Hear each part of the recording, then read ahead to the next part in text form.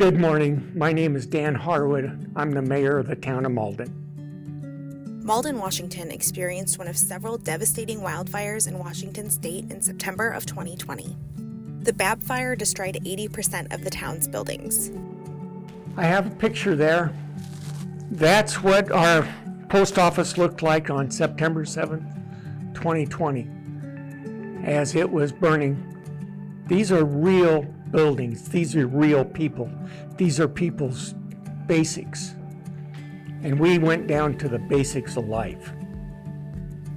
Through FEMA's Public Assistance Program, Malden was awarded $4.2 million to replace 4 buildings that were destroyed. Our recovery is remarkable. In 3 years, the town of Malden has this wonderful facility. This includes the fire station, community hall, maintenance building, and the post office. This is our post office. It's work in progress. Each day we get closer and closer. Without FEMA, we wouldn't have a recovery.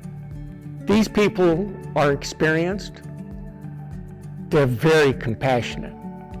They understand that you are talking to them at your absolute worst time. Partnerships is what makes a disaster work successfully.